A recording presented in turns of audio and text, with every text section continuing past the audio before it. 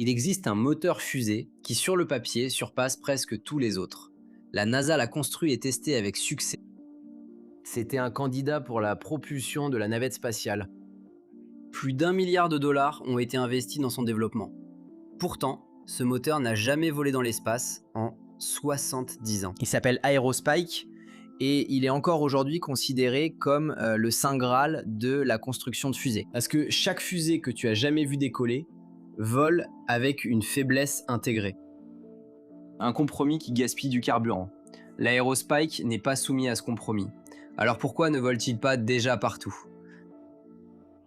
C'est une histoire sur une malédiction qui engloutit des programmes, des entreprises et des milliards. Et sur la raison pour laquelle cette malédiction est justement en train d'être brisée maintenant, par une start-up allemande au-dessus de la mer Baltique, depuis l'Espagne avec une imprimante 3D et depuis une fusée qui doit décoller cette année du plus ancien site de lancement d'Amérique. Je m'appelle Serwan et voici Chronique de Mars. Pour comprendre l'Aerospike, nous devons d'abord parler rapidement de la bonne vieille tuyère en cloche, que l'on trouve sur chaque fusée. Sa tâche semble simple. Elle doit diriger les gaz chauds provenant de la chambre de combustion dans une seule direction et transformer autant de pression que possible en poussée. Le problème, c'est la pression ambiante. Une tuyère ne fonctionne parfaitement que si la pression du gaz qui en sort à l'extrémité de la tuyère correspond exactement à la pression ambiante. Et cette pression change de façon spectaculaire pendant l'ascension, passant de la pression atmosphérique au sol jusqu'au vide dans l'espace. Mais une tuyère rigide ne peut être optimisée que pour une seule altitude. Au sol, elle est donc généralement trop grande. L'air ambiant comprime le jet de gaz d'échappement. Dans le vide, elle est alors trop petite. Le gaz se dilate alors et se dissipe inutilement. Chaque tuyère en cloche est donc un compromis. Et ce compromis fait constamment perdre des performances pendant l'ascension. C'est précisément pour cette raison que des fusées comme la Falcon 9 ont des tuyères courtes en bas et d'énormes tuyères sur l'étage supérieur optimisées pour le vide. On construit simplement deux compromis différents. L'Aerospike résout ce problème avec une astuce géniale et simple. Il retourne la tuyère. Au lieu de faire passer les gaz d'échappement à l'intérieur d'une cloche, il s'écoule à l'extérieur le long d'une pointe centrale ou d'une rampe. Le fameux spike qui donne son nom à l'Aerospike, d'un côté, le jet s'appuie contre la pointe. De l'autre côté, il est limité que par l'air ambiant lui-même, et c'est là tout l'intérêt. L'atmosphère sert de paroi manquante à la tuyère. Comme la pression de l'air change avec l'altitude, elle façonne automatiquement le jet de gaz d'échappement de manière optimale à chaque instant. Au sol, l'air dense plaque le jet étroitement contre la pointe. Dans le vide, il peut se diffuser largement. Ainsi, le moteur s'adapte automatiquement à chaque altitude sans aucune pièce mobile. On appelle cela la compensation d'altitude. Selon les chiffres de l'Agence spatiale européenne, ESA, cela promet jusqu'à 15% d'efficacité en plus. Cela peut sembler peu spectaculaire, mais dans le domaine spatial, c'est énorme. Car 15% de carburant gaspillé en moins signifie directement plus de charge utile en orbite. D'ailleurs, cela explique aussi ce nom étrange. Comme un dard entièrement formé serait très long et lourd, on le coupe en pratique.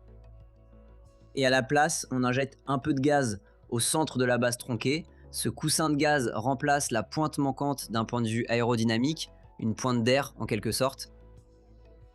Aerospike, la pointe d'air, et en petit bonus, le dard existe en deux versions. En forme d'anneau, où les chambres de combustion sont disposées en cercle autour d'un cône central, et en version linéaire, où elles tirent en deux lignes le long d'une rampe plate. Ce qui ressemble à l'arrière d'un vaisseau spatial sorti d'un film de science-fiction. Pas étonnant que les fans disaient du projet d'Aerospike le plus connu qu'il ressemblait au Faucon Millennium. Ce qui nous amène à l'histoire. Et cette histoire n'est qu'un véritable drame. Le concept est étudié depuis les années 1950, notamment chez Rocketdyne, le motoriste à l'origine des moteurs Apollo. Dans les années 1960 et 1970, ils y ont construit des versions annulaires de l'Aerospike du J2, c'est-à-dire le moteur de l'étage supérieur de la Saturn V. Et ils les ont testés avec succès au sol. L'Aerospike était même un candidat sérieux pour le moteur principal de la navette spatiale, Il a perdu. Trop nouveau, trop risqué, pas assez éprouvé. Le grand moment est alors arrivé dans les années 1990. La NASA voulait un successeur à la navette, capable d'atteindre l'orbite en une seule étape. Le légendaire projet Venture Star de Lockheed Martin. Et un avion spatial qui doit aller de l'arrêt complet jusqu'à l'orbite avec un seul plein de carburant, a besoin d'un moteur efficace à toutes les altitudes. Le rôle idéal pour l'Aerospike. Le X-33 a été construit comme véhicule de test. Et pour lui, Rocketdyne a développé le projet favori. Le moteur linéaire Aerospike XRS 2200. Son cœur, les turbopompes, provenaient directement du J2 de la Saturn V. Et ce moteur fonctionnait. Environ 93 tonnes de poussée au niveau de la mer. Environ 121 tonnes dans le vide. Plus d'une douzaine d'essais réussis au Stennis Space Center. En août 2001, il y a même eu un test double avec 2 moteurs couplés pendant plus de 90 secondes. La NASA a même fixé un modèle d'essai sur le dos d'un SR-71 Blackbird pour mesurer l'aérodynamique en vol supersonique. Un Aerospike sur l'avion le plus rapide du monde. Cependant, il n'a jamais été allumé. Et ensuite, le programme est quand même mort.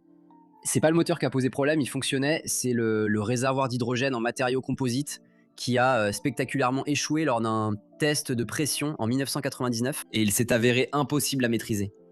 En 2001, la NASA a mis fin au projet. Plus de 1,2 milliard de dollars ont été dépensés en vain. Et les moteurs Aerospike terminés ont fini au musée. Après cela, plus personne n'a vraiment osé s'y attaquer pendant longtemps.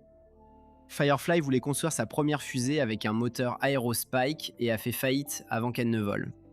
La société qui a repris a immédiatement abandonné l'Aerospike. D'autres annonces sont restées sans suite.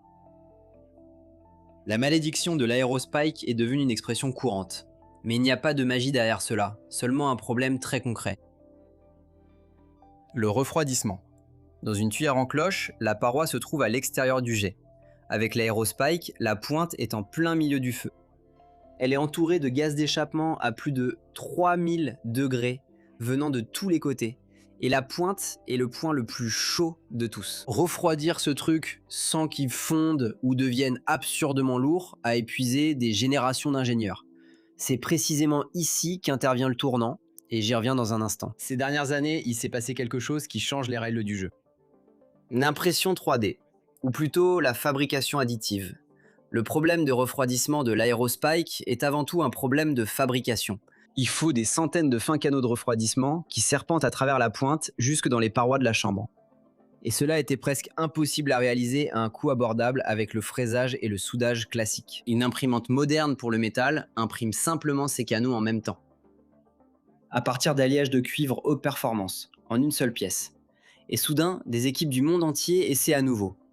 Les Espagnols de Pangea Aerospace de Barcelone ont allumé leur démo P1 en novembre 2021 sur le banc d'essai du Centre allemand pour l'aéronautique et l'astronautique à Lampolshausen. Le tout premier moteur Aerospike au monde fonctionnant en méthane et à l'oxygène. Imprimé à partir d'un alliage de cuivre développé par la NASA. Environ 2 tonnes de poussée. Allumage dès la première tentative. Un essai de plus de 2 minutes et demie.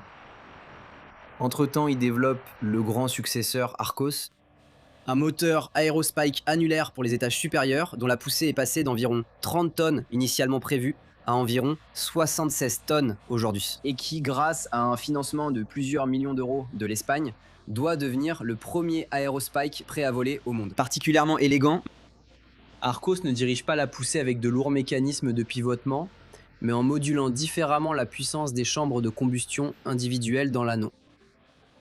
Aucune pièce mobile, ici non plus. Une start-up allemande va encore plus loin, Polaris Rundflugzeuge de Brême. Ils construisent de petits démonstrateurs d'avions spatiaux avec un Aerospike linéaire développé en interne et imprimé en 3D, appelé AS1, le 29. Le 29 octobre 2024, leur Jet Mirror 2 de 5 mètres de long a allumé ce moteur en vol au-dessus de la mer Baltique. Selon l'entreprise, il s'agit de la toute première mise à feu au monde d'un moteur fusée à Aerospike linéaire en vol.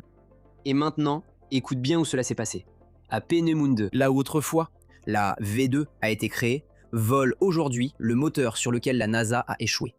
Polaris compte désormais plus de 250 vols, effectués avec 7 démonstrateurs, Et en janvier 2026, une commande reçue de la Bundeswehr. Construire un avion d'essai supersonique réutilisable de la taille d'un chasseur.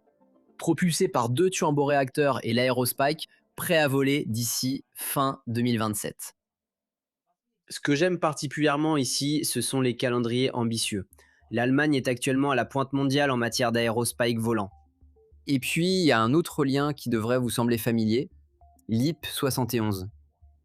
L'entreprise de Joséphine Lissner et Lynn Kaiser, que vous connaissez grâce à notre vidéo, a mis son IA d'ingénierie, Neuron, précisément sur ce problème.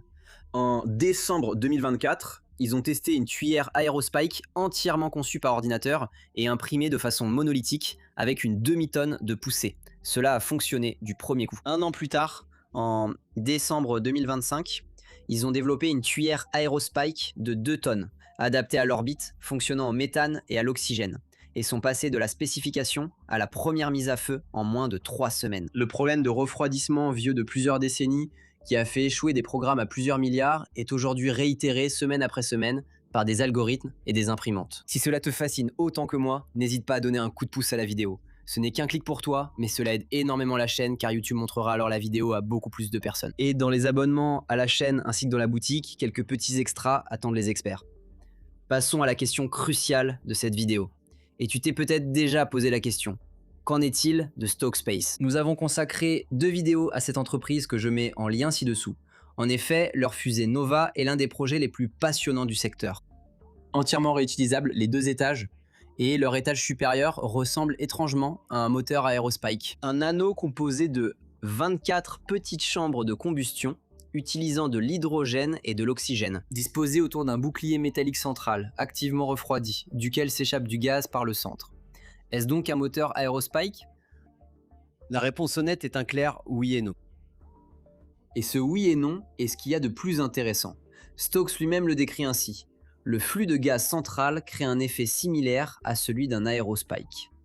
On profite donc volontiers de la compensation d'altitude. Mais le véritable but de ce bouclier central est tout autre. Il sert de bouclier thermique pour la rentrée atmosphérique. Au lieu de recouvrir l'étage supérieur de tuiles en céramique fragile, comme le font la navette spatiale ou Starship, Nova revient en volant avec l'arrière en avant. Et elle place simplement le fond de ses moteurs refroidis par liquide face au feu de la rentrée. Pour cela, ils utilisent de l'hydrogène liquide. Les mêmes canaux de refroidissement qui protègent le métal de la flamme du moteur au décollage le protègent également lors du retour. C'est là toute l'ingéniosité. Stokes n'a pas seulement résolu le problème de refroidissement de l'Aerospike, ils en ont fait leur modèle économique.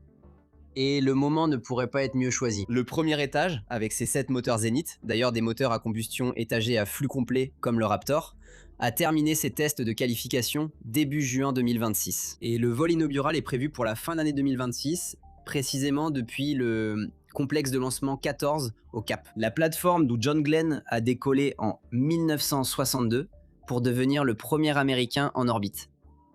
Il reste encore une distinction qu'on confond souvent, et nous allons la clarifier rapidement maintenant. Les moteurs Aerospike et les moteurs à détonation rotative, ou RDE, sont souvent mis dans le même panier, car ils sont tous deux considérés comme des moteurs miracles du futur, et ont tous deux souvent une forme annulaire.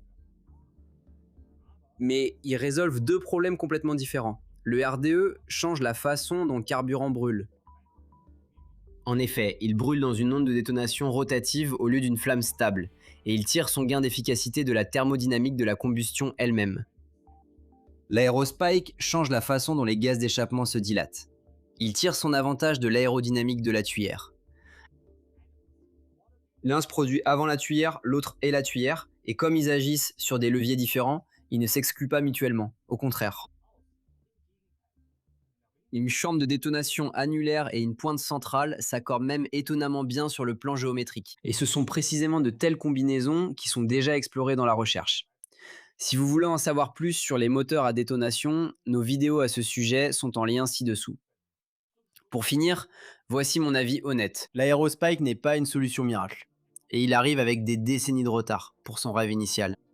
Le principal moteur de l'époque, l'avion spatial à un seul étage, est aujourd'hui pratiquement mort. Parce que des fusées réutilisables à 2 étages comme la Falcon 9 et Starship ont résolu le problème des coûts d'une autre manière. Les 15% d'efficacité sont réelles. Mais une tuyère en cloche est moins chère, plus légère et a fait ses preuves des milliers de fois. Et chaque nouvelle technologie doit lutter contre cet argument. Et pourtant, je crois que l'aérospike va vraiment arriver maintenant. Mais simplement par la petite porte, pas comme moteur principal d'un glorieux planeur spatial, mais là où ses particularités deviennent soudainement précieuses comme de l'or. Comme moteur d'étage supérieur, comme sur Pangea, où l'adaptation à l'altitude apporte directement de la charge utile. En vol supersonique, comme sur Polaris, où un moteur plat et intégré s'adapte parfaitement à une cellule d'avion. Et comme bouclier thermique réutilisable, comme sur Stock, où la pointe refroidie fait 2 tâches à la fois. Après 70 ans de malédiction, ce n'est finalement pas la plus belle théorie qui l'emporte, mais le cas d'application le plus pragmatique. Et si à la fin de cette année, une Nova décolle du pas de tir John Glenn, alors pour la première fois, quelque chose volera avec elle que des générations d'ingénieurs considéraient comme maudits. Je vais regarder cela et j'espère que vous le ferez avec moi. Je m'appelle Sirwan et c'était Chronique de Mars. Merci d'avoir regardé.